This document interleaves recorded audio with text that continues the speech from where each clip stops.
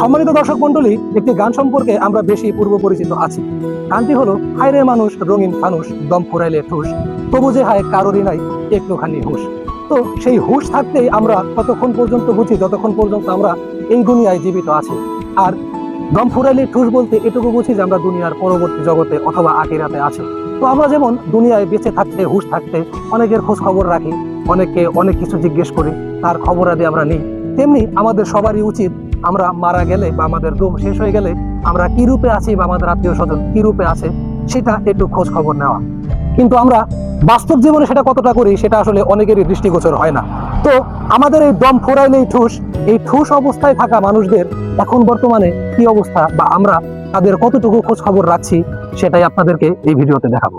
কুল্লু নাফসিন যায়কাতুল মউত, প্রত্যেক প্রাণীকেই মৃত্যুর স্বাদ ভোগ করতেই হবে। পবিত্র আল কোরআনে বর্ণিত আল্লাহ পাকের এই বাণীটি যেমন পরিবর্তন করবার ক্ষমতা কারোরই নেই, তেমনি কবরের জীবন অতিবাহিত না করে আখিরাতের রাস্তায় পাড়ি দেওয়ার ক্ষমতাও কারোর নেই। কিয়ামতের আগ পর্যন্ত এই কবরস্থানটাই হলো আমাদের আসল ঠিকানা, আমাদের আসল বাড়ি, আমাদের চির আপন আবাসস্থল।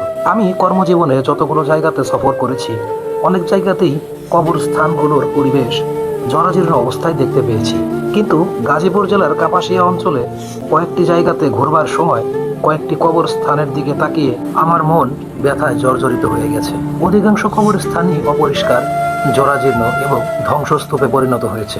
কোনো কোনো কবরস্থানের কবরের মাটি এতটাই ভেতরে চলে গেছে যে ভিতরে তাকালে কঙ্কাল দেখার সম্ভাবনা রয়েছে। শীতলক্ষা নদীর তীরবর্তী এই অঞ্চলের অধিকাংশ কবরস্থানই হয়তো নদীর ধারে, হয়তোবা বাঁশঝাড়ে, হয়তোবা গোয়াল ঘরের পাশে অথবা ময়লার স্তূপের আশেপাশেই দেখতে পেয়েছি। ভারাক্রান্ত হৃদয়ে তাকিয়ে থেকেছি আর আল্লাহ পাকের নিকট দোয়া প্রার্থনা করেছি যেন এই কবরবাসী থেকে শুরু করে দুনিয়ায় যত মানুষ কবরে শুয়ে আছেন তাদেরকে আল্লাহ পাক আমার এই দোয়ার হাদিয়া পৌঁছে দেন।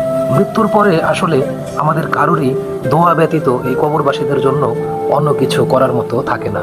তাই আমাদের সবার উচিত আমাদের মরে যাওয়া মানুষগুলো বা আত্মীয় স্বজনগুলো কি অবস্থায় কি রূপে আছে সেটার খোঁজ খবর নেওয়া, তাদের জন্য দোয়া খায়ের করা।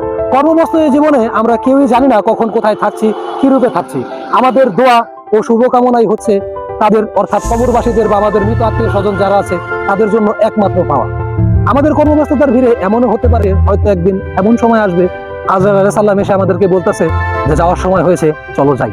তো এই সময়টা হওয়ার আগেই আমরা যতটুকু পারবো চেষ্টা করব আমাদের মধ্যে যারা কবরবাসী আছেন, এই জমিনে যারা কবরবাসী আছেন তাদের জন্য একটু দোয়া করতে এবং তাদের জন্য তাদের থাকার পরিবেশটা একটু সুন্দর করে দিতে। ততক্ষণ পর্যন্ত সবাই সুস্থ থাকুন, ভালো থাকুন, আমার জন্য দোয়া করবেন।